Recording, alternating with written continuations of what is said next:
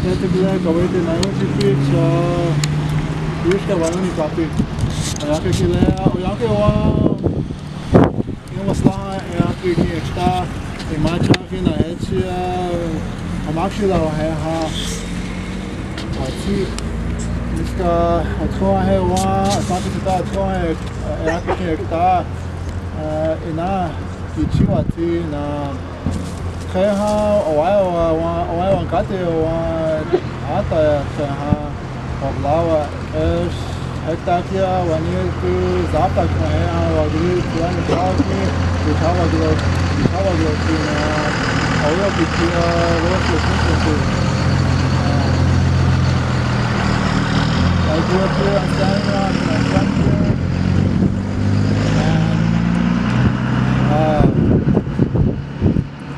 Like wherever you come from, we've inherited a number of diverging strands of stories that resulted from histories of different people. Some people didn't want to come to the reservations.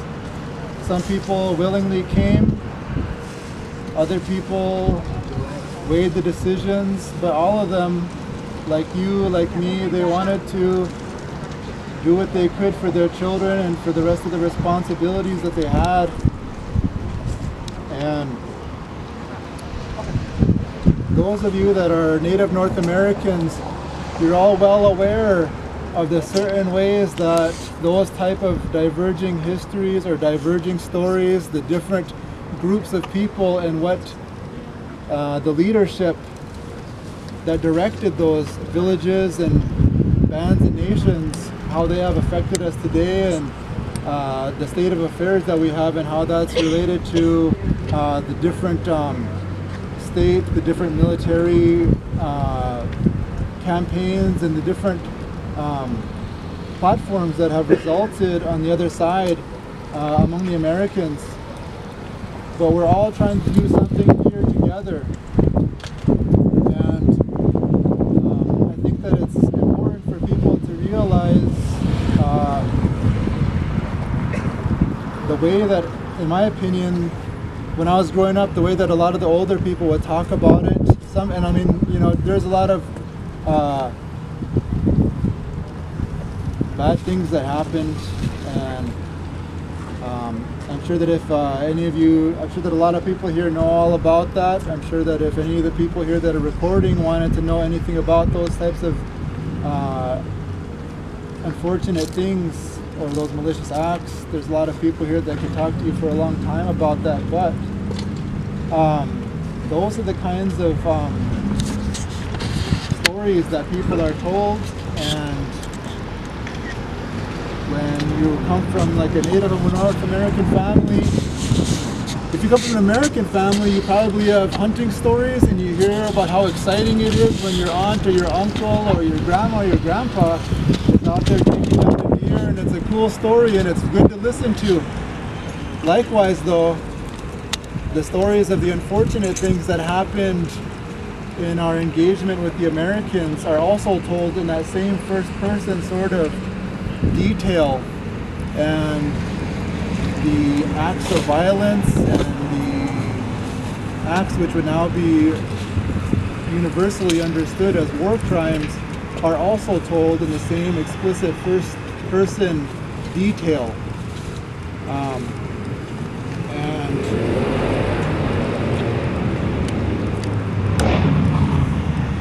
they would tell us those things as kids.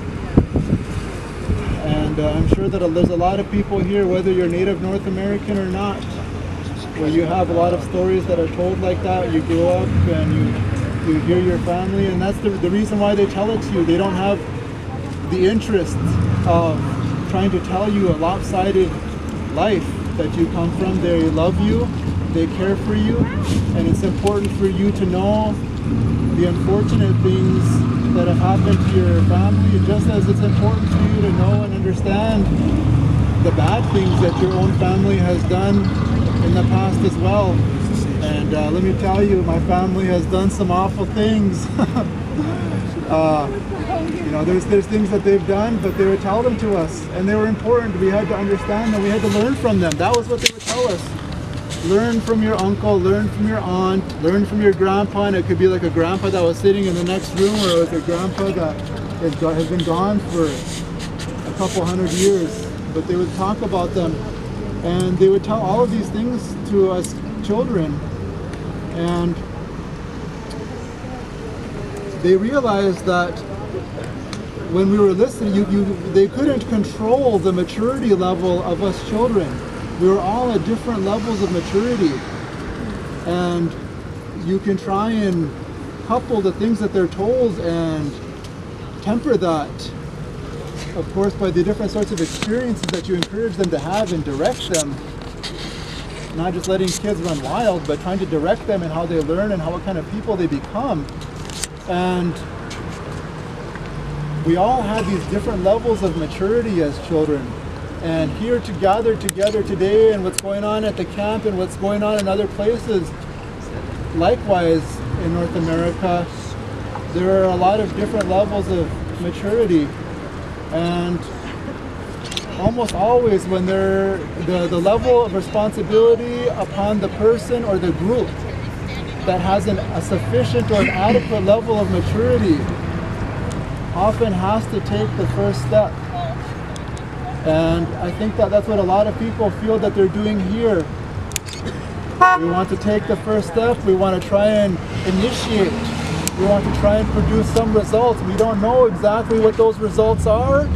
We have hopes, we have desires, we have the things that we want to have happen, but the role that the other side has to play, the state government, for example, the police, the unwarranted and easy arguments can be made for the unlawful use of force that has been made by the state of North Dakota against the tribal people and the rest of the people who are standing with the tribal people on Standing Rock. Nobody is trying to walk away from that. There's been Lila has been talking about a Native North American model of justice. That's important. That doesn't mean that none of the people here are trying to walk away from the court system.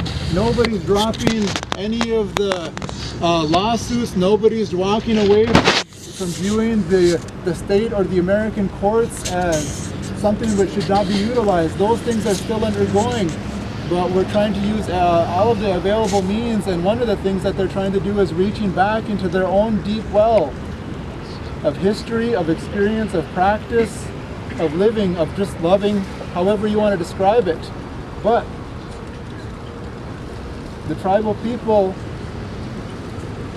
they know a lot of the things that what's happened. If you're an American, you probably had a small section in your history book dealing with Indians. Maybe you had a small blurb about Wounded Knee. The Indian amount of maturity that is demonstrated, and it is to the benefit of the state governments, the state agencies, as well as the corresponding federal ones, to take heed. But it's also something that the people that are involved on our side, we have to take strength from that.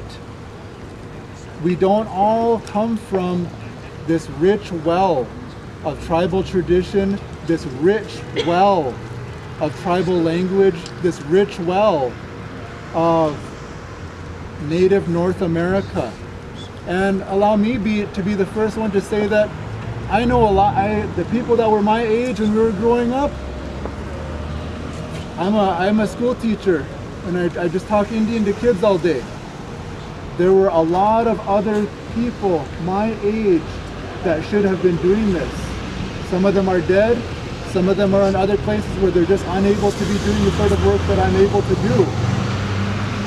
And so not all of us come from the sorts of places or have the same sorts of things that are available to us, but we have to try and reach and dig deep. And we have to use that to base some form of strength. And it's my hope that we can try and do that here and take from this the strength to take additional steps. I appreciate Lila for offering me the chance to speak, and I hope that everybody here maintains in the spirit of what everybody else is trying to do. But that's all I have to say. Thank you.